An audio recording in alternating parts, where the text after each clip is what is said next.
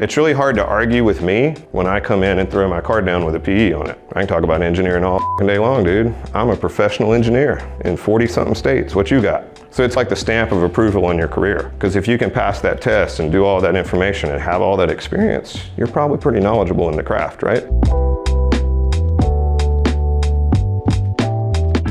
Would you say getting from FE to BE, is that worth it in all industry or in certain ones? All right, great question. You need to take the FE while you're in school, right? Do we require it here at KSU yet? No. Georgia Tech requires you to pass it, I think. Some schools require you to take it. 100% take it before you get out of here. Actually, your junior year is a great time to take it for anybody that you know. Make sure you take the test now because like I have staff members that didn't, and you know it's 4 or 5 years later and they want to get their PE and they got to go back and learn fucking chemistry and triple integrals and all this stupid crap that they haven't seen in 5 years. So 100% do it right now and get it out of the way. You get to put the cool EIT that nobody knows what the hell that means at the end of your name. Like, what do you mean you're in training? You just got a degree. It's stupid, right? But anyway, you can put that at the end of your name. Go on and get that out of the way. Now you have the option, okay? Right. Now, should I get my stamp? Good question. What is it you want to do, okay? For me, massive advantage.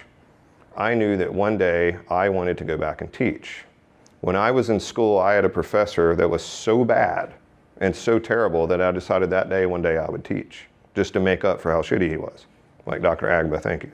Dude was awful, and I decided I want to teach, so I got to looking at the path. Well, what do I need? Master's degree will help me, let me teach. I don't have to have my PhD, right? Probably need to be known in the industry. Oh, wait a minute, I could get my stamp, I could get my PE, I could work in consulting, I could make connections and do those kind of things. Here's the cool part about it, okay? It comes at the perfect time in your career. So you've been out of school 4 or 5 years, you've been working, but have you really been working on engineering, right? You've probably gotten into the habit, maybe you're a project manager and you're just shuffling emails and things back and forth and maybe you've forgotten some of your engineering. It's a great time to go back and refresh yourself, right? Because you have to study really fucking hard for a year to take the test. It's not easy. You also have to build out all your connections to get your references, which is a great time to go back to all those people you've worked with and talk to them one more time, right? Hey, would you be a reference for me for the PE? Oh, hey, what's been going on? Oh, cool, maybe you find a different job. Right? Maybe you make another connection, maybe you get something else that's going on. The other thing is coming back and refreshing yourself on how to be an engineer. Now you've seen it, right? Now it actually means something to you. And how many of you guys interned or co-opted? When you came back to class the next time, was it a little different? Did it mean a little bit more? Did you understand the context of what was going on? Now you could really learn a little bit more, and that's the big part of it. Now you're going back through and you're really learning engineering, but you've done it. So now it makes sense to you. Now you understand it. Now you can find all those shortcuts and little things that you need to put on the wall in your office so that you can do things faster. And then finally you get the stamp at the end of your name, right? It's really hard to argue with me when I come in and throw my card down with a PE on it, right? I can talk about engineering all fucking day long, dude. I'm a professional engineer in 40-something states. What you got, right? So it's like the stamp of approval on your career. Because if you can pass that test and do all that information and have all that experience, you're probably pretty knowledgeable in the craft, right? That makes sense? If we had that in a lot of other industries, wouldn't you trust those people more? It's like a CPA in accounting. It's like actually getting your license to practice as a lawyer. It's the same thing. I highly encourage it. If any of you guys are thinking about it when you get there, hit me up if you need a reference. I'll help you find people.